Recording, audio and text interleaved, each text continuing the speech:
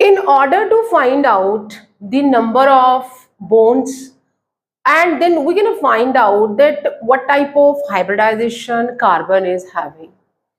In this question, that molecule, हमें यहाँ पे एक ऑर्गेनिक मॉलिक्यूल गिवन है, that is a CH2 double bond C, double bond CH and CH3. Carbon is marked number 1, 2, 3, 4, and we have to be find out the hybridization of 1, 2, 3 and 4th carbon.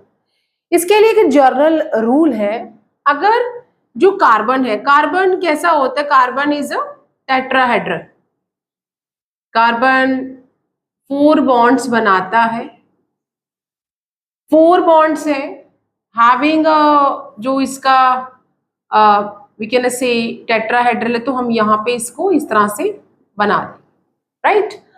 अब ये carbon में 4 bonds हैं, अगर सारे के सारे जो bonds हैं वो सिग्मा बॉन्ड बनाते हैं, मींस अगर 4 सिग्मा बॉन्ड्स बनते हैं, 4 सिग्मा बॉन्ड्स बन जाते हैं, तो जो हाइब्रिडाइजेशन है वो कैसी हो जाएगी, sp3।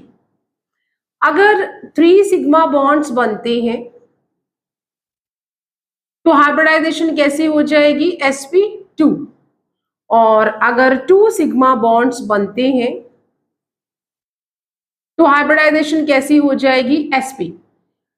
sp3 में जो s करेक्टर है दैट इज अ 25% एंड जो p करेक्टर है दैट इज अ 75%। यहाँ पे s character 33.3 and then it is having almost 66%, double है। sp में बोथ सिग्मा एंड जो हमारा पाई बॉन्ड है वो दोनों ही 50-50% जो है उनकी वेटेज है। नाउ अगर ये जो मॉलिक्यूल यहाँ पे लिखा गया है that is CH2 double bond C double bond CH and CH3, अगर मैं इसे, ये जो कंडेंस्ड फॉर्मूला है, इसे थोड़ा सा हम लोग जो है ओपन कर लेते हैं, then what kind of we are having, इस फॉर्मूले को हम कैसे लिख देंगे, that is CH and double bond C double bond CH and CH, ये हमारा आ गया। इस जो फॉर्मूले को मैंने एक्सपेंडेड फॉर्म में लिख दिया है।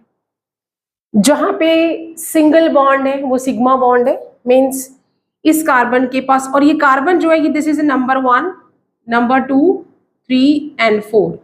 यहाँ पे अगर हम देखें तो एक सिग्मा बॉन्ड, दूसरा सिग्मा बॉन्ड, जब भी कोई डबल बॉन्ड होता है तो फर्स्ट सिग्मा बॉन्ड है and then we are having a pi bond here. Same यहाँ पे एक सिग्मा बॉन्ड है और दूसरा पाई बॉन्ड है। इसमें ये जो कार्बन और हाइड्रोजन के बीच में बॉन्ड है वो सिग्मा बॉन्ड होता है। कार्बन कार्बन के बीच में अगर सिंगल बॉन्ड है तो वो सिग्मा बॉन्ड है। Carbon hydrogen single bond that is a sigma, sigma and sigma. Now we can calculate कि जो नंबर 1, 2, 3, 4 कार्बन है उसके पास कितने सिग्मा बॉन्ड है। ये जो कार्बन है, कार्बन जो 1 है, मैं इसको C1 लिख लेती हूँ। जो कार्बन 1 है उसे मैंने C1 मार्क कर दिया, 1, 2, 3, इसके पास 3 सिग्मा बॉन्ड है, ठीक है। जो कार्बन सेकेंड है उसे हमने C2 से मार्क कर दिया है, उसके पास 2 सिग्मा बॉन्ड है। जो कार्बन 3 है मैंने C3 मार्क किया, उसके पास 1, 2, 3, इसके पास भी 3 सिग्मा बॉन्ड है।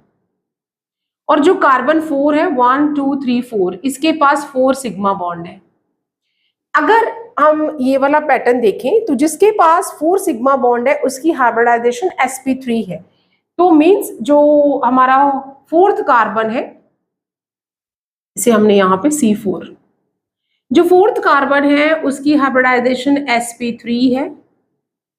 3rd कार्बन के पास 3 सिग्मा बॉन्ड है तो sp2 हाइब्रिडाइजेशन है। सेकेंड कार्बन के पास 2 ही सिग्मा बॉन्ड है तो वो sp हाइब्रिडाइजेशन है। और फर्स्ट कार्बन के पास भी 3 सिग्मा बॉन्ड है तो वो भी sp2 हाइब्रिडाइजेशन है।